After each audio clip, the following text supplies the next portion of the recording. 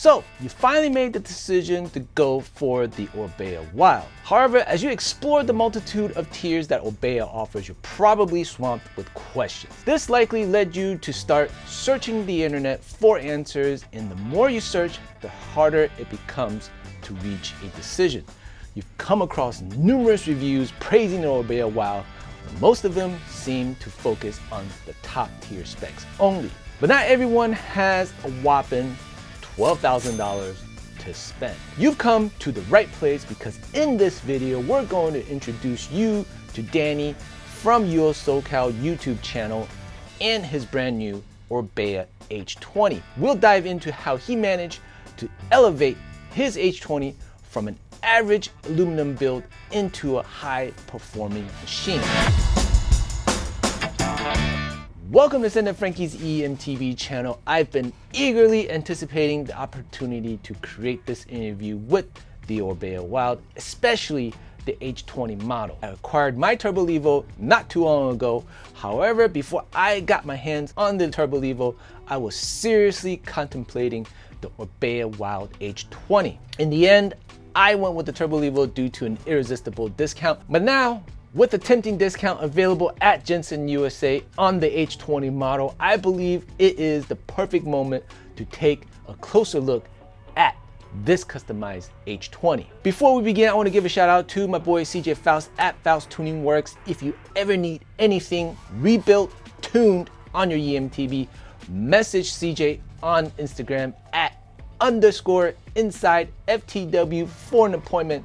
Tell him Frankie sent you and you'll receive $50 off on your first service. And with that, let's check out Danny's customized H20. All right, We are here with Danny UOSOCAL with his Orbea Wild H20. And today we're just gonna go over what he did to his bike and what he likes about the bike and what he hates about the bike and everything you need to know to customize your own H20. Let's start with a little bit of rider background.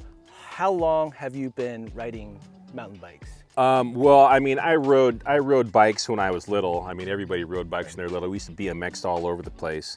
But I really started doing, like, you know, downhill mountain biking stuff probably 2018. 2018? I had a 2018 Giant Rain. Okay. Yeah, that was my first real bike. So for those that don't know Danny, he has his own YouTube channel. He also does some e-bike reviews and bike reviews. Yeah. But he also does hiking, archery, and a whole bunch of just basically outdoor stuff. That's urban outdoorsman. That's a lot of stuff outside. How many e-bikes have you owned so far? Because I know in your channel you've written a whole bunch and you've reviewed a whole bunch. I've ridden a bunch of e-bikes and analog bikes. This is only the second e-bike I've owned. I rode one of these up at Sky Park, and that was a team edition. So that was like full carbon. Like $11,000 bike. We just happened to be there like the day before or something, and we saw the guy. I'm like, hey, are you gonna have like the new one? He's like, yeah, I got one extra large and it is sick. So I'm like, yeah, I'll be here. How tall are you? I'm 6'2"-ish. 6'2", and I'm getting older, so I'm starting to shrink a little bit. 6'2", usually with all my gear on, I'm anywhere between like 225 and 235. Okay, and then this is an extra large. This is an extra large frame, yeah. And then does this bike ride bigger or does it ride smaller? It's actually, so it's actually a little bit bigger, as far as, it's probably like maybe a half size bigger as far as reach goes. Like the extra large reach on this is 505. Okay. Most extra large frames are usually in that like 485 to 500.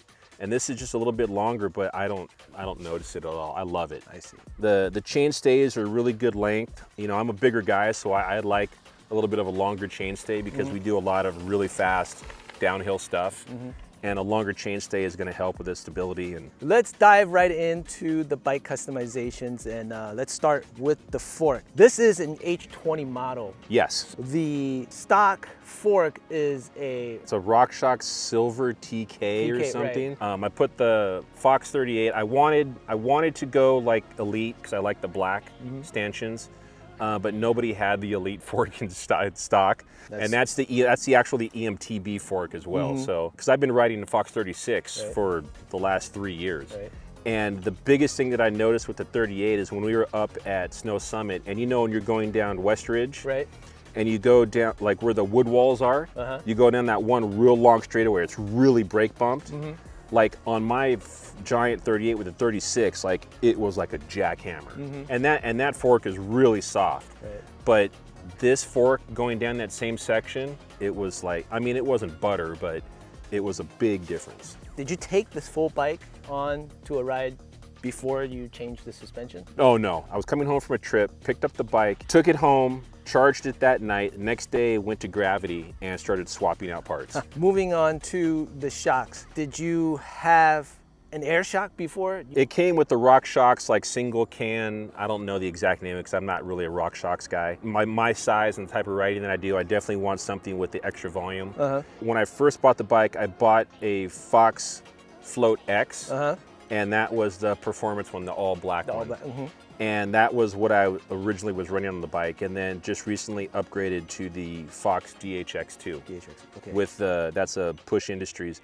I didn't really care about who made the spring. I just wanted it to be gray, so it matched the bike. How has this bike transformed after you gotten from the air shock to the coils? We did some pretty good steeps, and this thing, like, I don't remember the back tire coming off the ground like once. It's definitely a lot more, the back end is just planted on the ground. Okay. Is this still the stock drivetrain? The stock drivetrain, it comes with the Shimano XT cassette, and it had a Shimano XT with like the M8100, but I love the Axis. Okay. I actually think that the Axis works better with the Shimano cassette. So that is a Shimano cassette with an Axis. With a SRAM derailleur. This thing is like almost like as Dialed close to perfect as you can get. Which is completely weird, but it just, is. The brakes on these are the SRAM DB8s, yeah.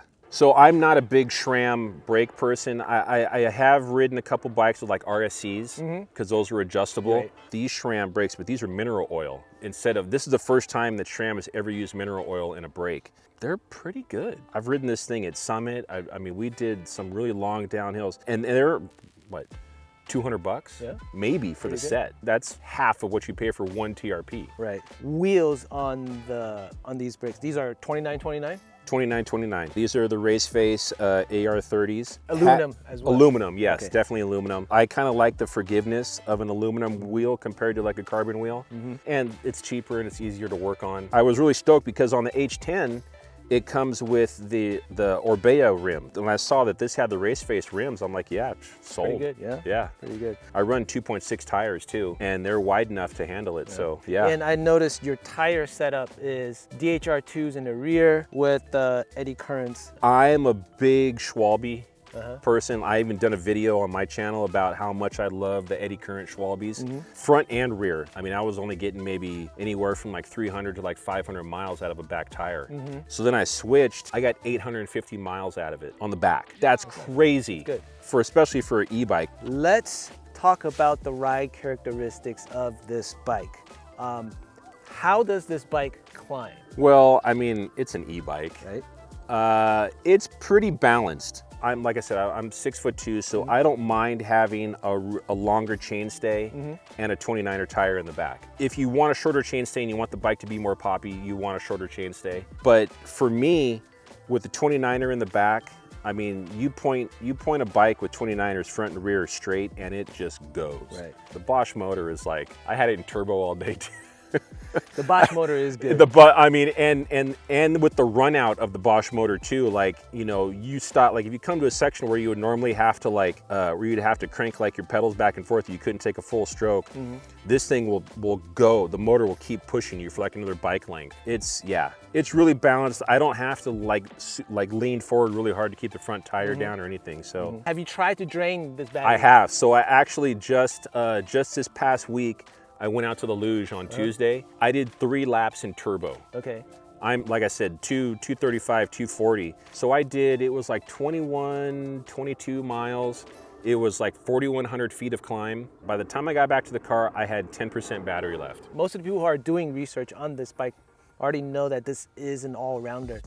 So if you had to pinpoint what this bike does best, like just one in one aspect? The thing that I noticed the most, like especially when I rode the demo too at Sky Park, is when you land this bike, you don't even have to land like perfectly, but when you land and you're going straight, it just hits the ground and just goes. Okay. There's no like hit the ground and squish. There's no hit the ground and harsh. It's just like it's like you just like, and then you're gone. Okay. When you land, it doesn't compress too much. It compresses like just perfectly, and it's still not even like completely dialed in yet. Corners really well. It's nice and tight. I mean, I haven't found anything this bike doesn't do really good at yet. Let's talk a little bit about some of the ownership questions. How much have you put in this bike complete? Well, so retail, I want to say it's like 63. I want to say it's 6,300. I got the fork on sale. It was around $1,000. The coil, those are, I got it for like 550-ish. The axis is, you know, the derailleur is what, $4, and the shifter is maybe like another $100. So you're still under 10. Oh, way under 10. Way under. Let's talk a little bit about warranty issues. No warranty issues so far, right? No, I actually did. I did have. Really? Yeah. I took the rear shock off, and in here, obviously, when I took the stock shock off and I went to put in the new one, the shock was like, it was closer to one side. The bottom, the top part of the shock was closer to one side than it was the other. So I forced it and screwed it together. And then maybe 3-4 rides later, I'm at San Clemente and my rear shock has no air in it. Okay. Like it's just completely squished out. So I tried to pump air into it. It would hold the air for maybe like one run and then it was done. So by the time I got back to the car, one side of the shock, like the shock piston body, was completely scratched up. Either the rear triangle or the rocker arm was bent. Okay. Ooh. And it was like forcing the shock, you know, up like this. Instead of it going straight up and down, it was putting pressure on the outer edge and it completely blew out that shock. I took it back to Jensen. They had it for maybe 4 weeks. Okay. And I got a brand new frame. Oh, wow. Yeah, wow. like the whole frame, they swapped out the whole frame. What is the one thing you absolutely love about this bike? We all know it's an all-rounder.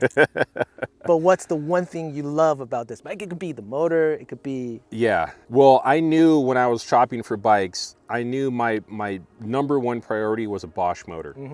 I ride turbo, like I want to go. Like especially when I ride by myself, if I'm on this, like if I come here and I'm doing a video, I'm in turbo and I am just huffing the whole time. Like I'm riding around this place. Obviously not when I'm passing other people, especially hikers or people on horseback. But other than that, I mean, like my average speed will probably be like in the teens. What is the one thing you hate or you do not like about this bike? So the one thing that this bike is missing, in my opinion, and it's just what I like, is an actual digital display. Okay. Bosch has had some horrible like controllers and digital display things, just massive things and whatever. Would you recommend this bike to either a beginner rider or a first-time owner? This bike is made to do pretty much everything. The way I have it set it up, 170, 160, that's a lot of bike, I think, for a beginner. Are you the type of person that's just gonna go ride somewhere, and not to put down Fullerton Loop, because I've done Fullerton Loop a million times. But if you're riding like Fullerton Loop, this bike is way too much for Fullerton Loop. I would go something trail-ish, you know what I mean? But a person who's going to advance their skill, I would recommend that, even a pro guy, I would recommend this bike. And like I said, all the guys at Lone Wolf love it. I'm not riding Whistler, but I ride some pretty steep technical stuff and a lot of jumping, and this thing is awesome at pretty much everything. It's a lot of bike. It is. But it's something that you can definitely grow into. Like if you bought like a base model, I think the base model is like 6,000. Like, and I think there's like a discount on this thing on Jensen too. Oh yeah, see, so like, yeah, and then you're getting, you know, a smaller battery, maybe, you know, a little bit less suspension, basic stuff. Yeah, this bike will last hopefully a long time. All right, that is all for our interview today. Thank you, Danny, for coming in. Thank you for doing the interview. Definitely. Back to the studio. All right, so here is my verdict for the Orbea Wild H20. Really good price for the frame, motor, and battery. I would keep the wheels, brakes, and the drivetrain and spend a little bit more on picking up the fork and the shock. For the newer riders, the RockShox 35 Silver TK and the Fox Float DPS will carry you for a little bit, but once you start progressing your skills, you'll find yourself wanting an upgrade on these two specific components. As for advanced riders, you'll want to swap out the fork and the shocks right out of the gate, just like what Danny has done, and you can do it all for around $7,000 USD mark. Not too bad for an Orbea Wild Bosch motor EMTB build. So if you're looking to purchase the Orbea H20, use my affiliate links to Jensen USA in this video's description. I get a small commission from Jensen USA at no extra cost to you, and let me know if you use my links to purchase your EMTB. I'll definitely schedule you for an interview on this channel. I've also listed out all the components discussed in this video in the video description from Jensen USA. Just click on the affiliate links and start shopping. That is all for today. Hope this video helped you, and if you found this video useful, hit the like and subscribe for more. With that, we'll see you all in the next one. As always, stay electric. Peace.